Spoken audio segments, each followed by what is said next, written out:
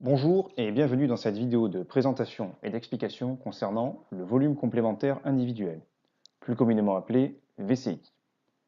Attention, seul le visionnage intégral de cette vidéo permet la bonne compréhension de ce dispositif. Il peut même être utile de la visionner plusieurs fois. Tout d'abord, le VCI en définition. Le VCI est un volume de vin au-delà du rendement annuel de l'appellation et dans la limite du rendement butoir. Nous reviendrons sur ces notions plus tard dans la vidéo. Le niveau de VCI est fixé chaque année par l'INAO après demande de l'ODG. Le VCI est donc un volume de vin au-delà du rendement annuel de l'appellation et dans la limite du rendement butoir afin d'alimenter une réserve individuelle et de pouvoir la mobiliser ultérieurement, le cas échéant en cas de récolte déficiente sur le plan qualitatif ou quantitatif. Les rôles du VCI. Nous allons voir qu'il y en a plusieurs.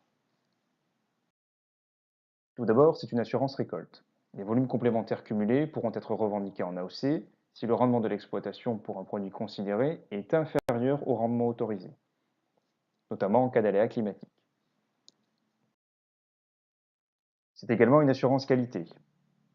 Les volumes provisionnés au titre du VCI peuvent aussi être revendiqués en lieu et place d'un volume équivalent récolté l'année N+1.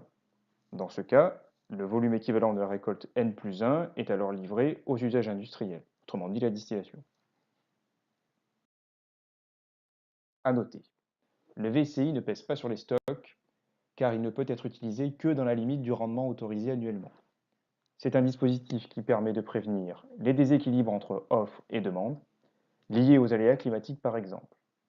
Il contribue, au niveau macroéconomique, à la stabilité des cours et ne coûte rien à l'État ni aux collectivités territoriales. Principe de fonctionnement du VCI. Attention, ils sont à retenir. La mise en œuvre du VCI est volontaire, autrement dit, elle n'est pas obligatoire, et sa gestion est individuelle. Tant qu'ils ne sont pas revendiqués, les volumes de VCI ne sont pas de l'AOC, mais des vins produits en dépassement du rendement autorisé et susceptibles de ne jamais faire l'objet d'une commercialisation. Tant qu'ils ne sont pas revendiqués, les volumes de VCI ne peuvent être conditionnés.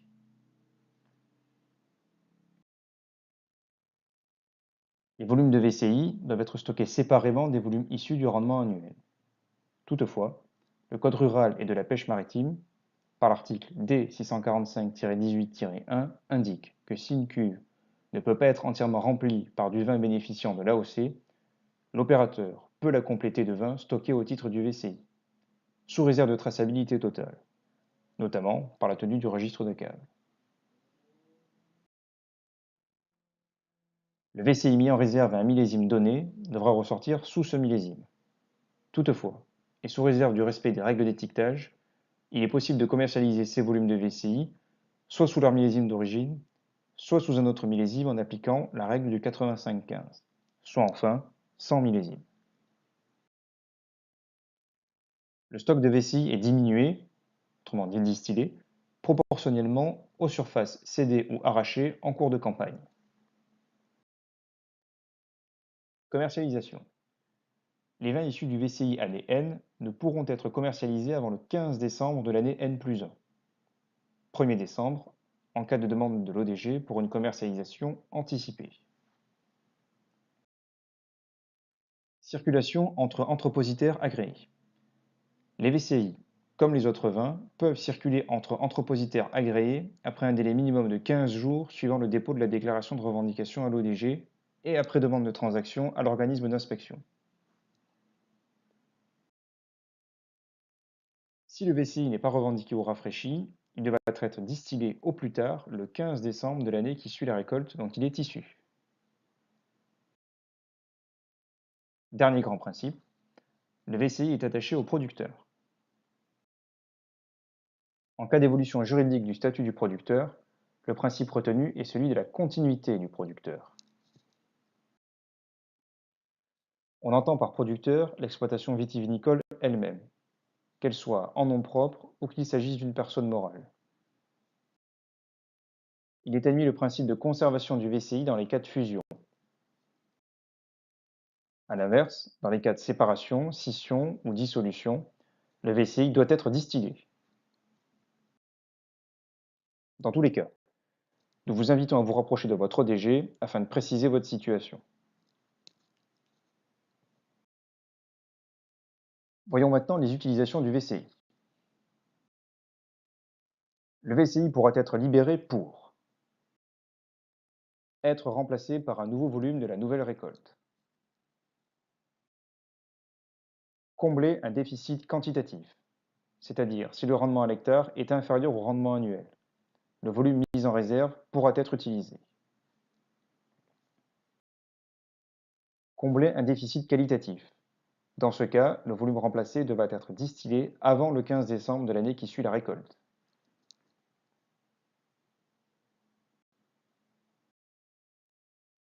Voyons maintenant l'illustration des cas cités précédemment.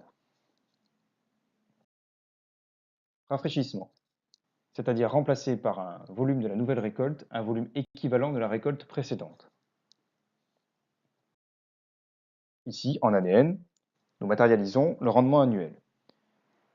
Le rendement annuel est le rendement fixé chaque année en fonction du millésime. Intervient également la notion de rendement butoir. Il s'agit du niveau de rendement maximum auquel le rendement annuel peut être fixé.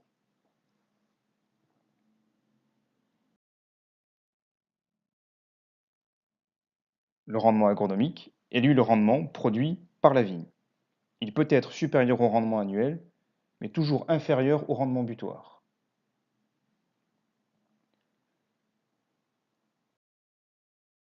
Le VCI est donc un volume de vin au-delà du rendement annuel et dans la limite du rendement butoir, dans la limite de ce que permet le rendement agronomique. Ici, dans le cas présent, du VCI est provisionné. Il est donc mis en réserve.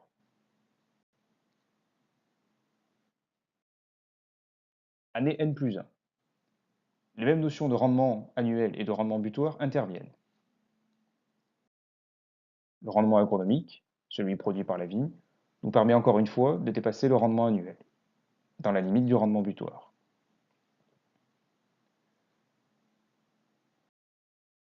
Nous commençons donc par composer notre rendement annuel par le VCI provisionné l'année dernière, en année N. La quantité équivalente issue du rendement agronomique de l'année est mise en réserve. Puisque le rendement agronomique le permet, nous provisionnons ici une quantité de VCI supplémentaire. Celle-ci est également en réserve. Ainsi, nous doublons la quantité de VCI disponible. Année N plus 2. Nous retrouvons les notions de rendement annuel et de rendement butoir. Le rendement agronomique, là encore, dépasse le rendement annuel, dans la limite du rendement butoir. Nous commençons par composer le rendement annuel par la quantité de VCI provisionnée les années précédentes. Une quantité équivalente issue du rendement agronomique de l'année est mise en réserve. Le rendement agronomique nous permet à nouveau de provisionner une quantité de VCI supplémentaire et ainsi augmenter notre réserve. En année N plus 2, sur la troisième année de constitution du VCI, nous atteignons la quantité maximale de VCI qu'il est possible de provisionner. Pour mémoire, la provision du VCI se fait sur un maximum de 3 millésimes.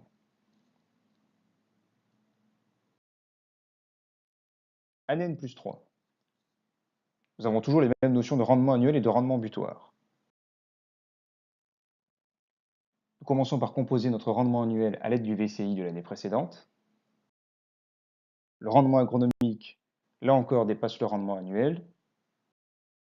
Nous prenons une quantité égale au VCI débloqué sur le rendement agronomique afin de la mettre à nouveau en réserve. Ainsi, nous avons rafraîchi notre VCI mise en réserve l'année précédente. Nous sommes en année de renouvellement perpétuel, la quantité maximale de VCI ayant été déjà provisionnée.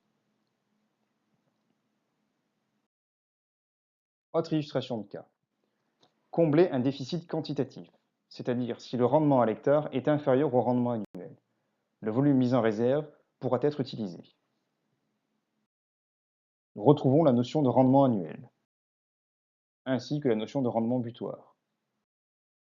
Le rendement agronomique, là encore, nous permet de dépasser le rendement annuel. Ainsi, une quantité de VCI est provisionnable. Nous la mettons en réserve.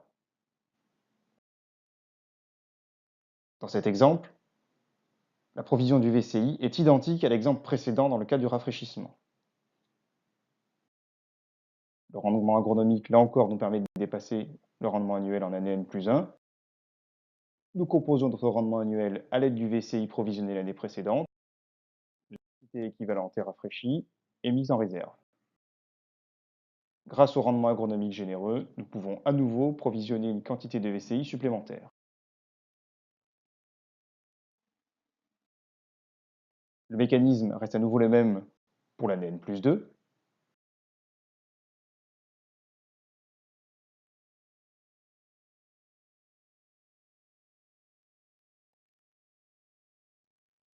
Nous avons pu non seulement rafraîchir le VCI provisionné l'année précédente, mais également provisionner une quantité de VCI supplémentaire. Ainsi, la quantité maximale de VCI est de nouveau atteinte. Année N+3, les mêmes notions de rendement annuel et de rendement butoir, ainsi que le rendement agronomique interviennent. Composons notre rendement annuel à l'aide du VCI provisionné l'année précédente. La quantité équivalente est mise en réserve. La quantité maximale de VCI provisionnable étant atteinte, nous ne pouvons plus provisionner de VCI supplémentaires. Année N+4, année du déficit quantitatif. Nous observons que le rendement agronomique ne permet pas d'atteindre le rendement annuel. Alors, dans ce cas, le déficit est représenté en rouge. La quantité de VCI mise en réserve nous permet dans cet exemple d'atteindre le rendement annuel. Le déficit quantitatif est alors comblé. La quantité de VCI mise en réserve est alors égale à 0 en année N+4. Il reste maintenant à provisionner à nouveau du VCI dans les années futures.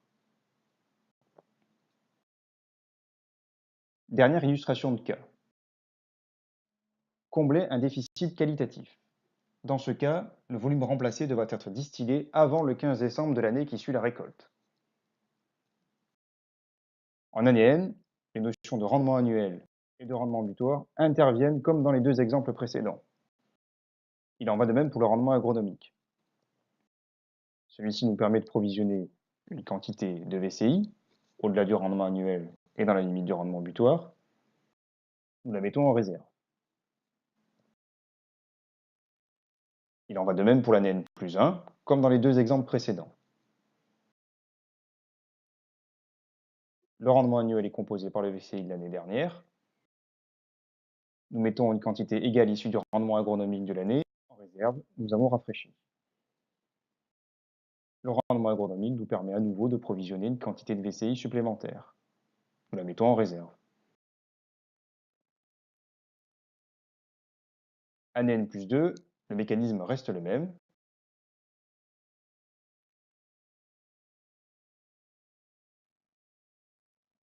Nous avons utilisé le VCI de l'année dernière, puis nous l'avons rafraîchi avec une partie du rendement agronomique de l'année N+2, et nous avons pu provisionner également une quantité de VCI supplémentaire. Année N+3, année du renouvellement perpétuel.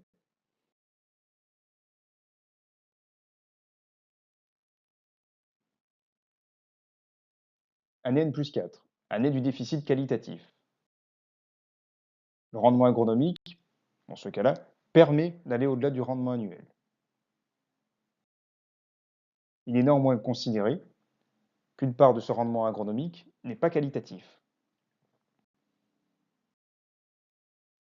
Le VCI permet, dans la limite de ce qui est constitué, de remplacer cette part du rendement agronomique considérée non qualitative par du vin provisionné les années précédentes.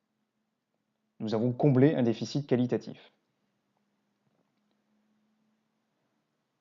Nous voyons que la quantité de VCI en réserve est à ce moment-là égale à 0. Néanmoins, si le rendement agronomique le permet, et qu'il va au-delà du rendement annuel dans la limite du rendement butoir, il est toujours possible de provisionner dès cette année une quantité de VCI supplémentaire. Même si techniquement cette option ne se justifie pas, elle n'est réglementairement pas interdite.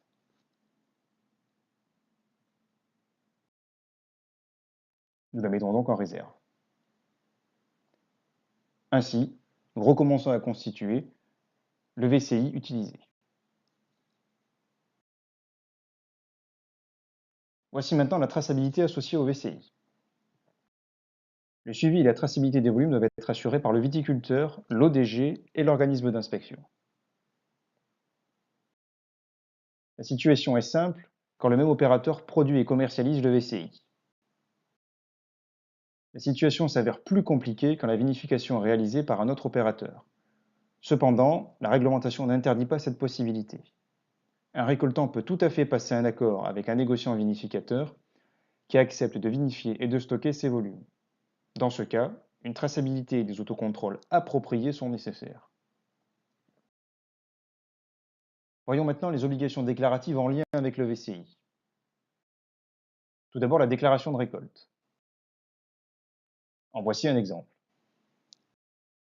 Seul le VCI de l'année est porté sur la déclaration de récolte. Le volume compris entre le rendement annuel et le rendement butoir est porté en ligne 16. Il s'agit du volume en dépassement de rendement.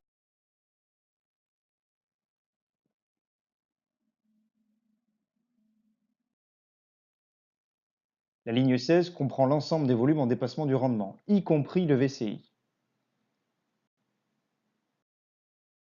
Le VCI seul est porté en ligne 19. Il s'agit de tout parti du volume en dépassement de rendement, autrement dit la ligne 16.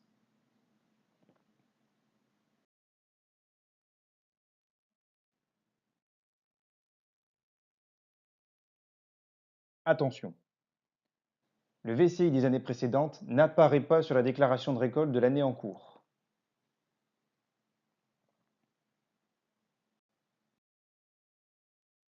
Déclaration de revendication, quelle que soit l'utilisation du VCI. Registre de cave, registre DRM, enregistrement des entrées et des sorties du VCI. Registre VCI. Détenu par le producteur, il est disponible auprès de l'ODG. Cas des producteurs de raisins apporteurs en cave coopérative ou négoce. La cave ou le négoce doit détenir et fournir à l'ODG un registre VCI global pour l'ensemble de ses apporteurs. S'il existe des différences entre le stock total de l'année d'avant, somme des VCI apporteurs, et la revendication, la cave ou le négoce devra fournir à l'ODG les justificatifs lors du dépôt de la drève. Les apporteurs devront quant à eux détenir leur registre VCI en tant que producteurs. Déclaration de stock. Mentionner le volume des VCI stockés. Les volumes qui sont stockés chez les négociants vinificateurs apparaîtront sur la déclaration de stock du négociant.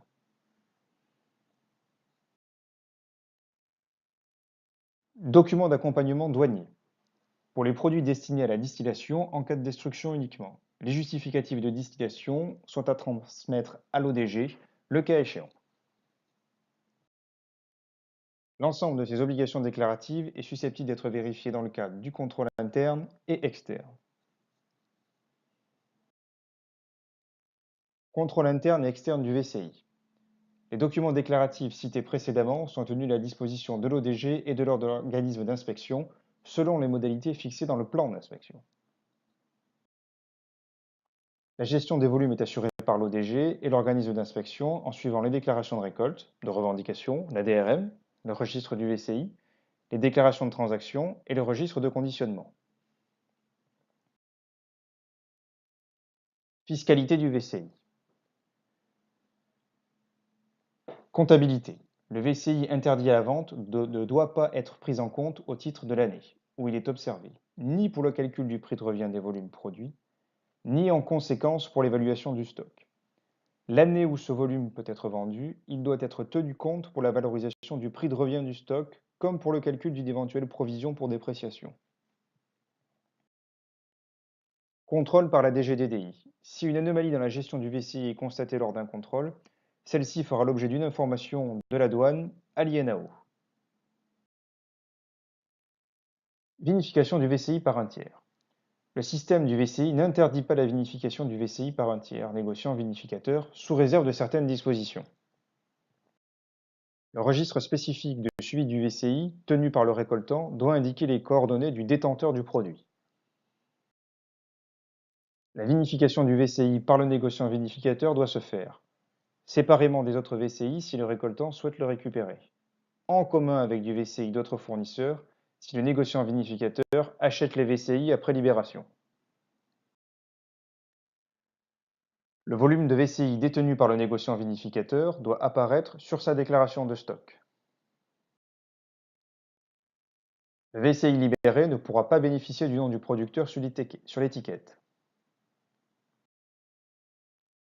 En cas d'achat de VCI par le négociant vinificateur, l'apporteur ne sera réglé qu'à partir de la revendication du VCI. Conclusion. Le dispositif VCI permet de préserver la qualité des produits et de garantir la stabilité économique des entreprises qui le mettent en œuvre. Merci de votre attention et bon déclaratif.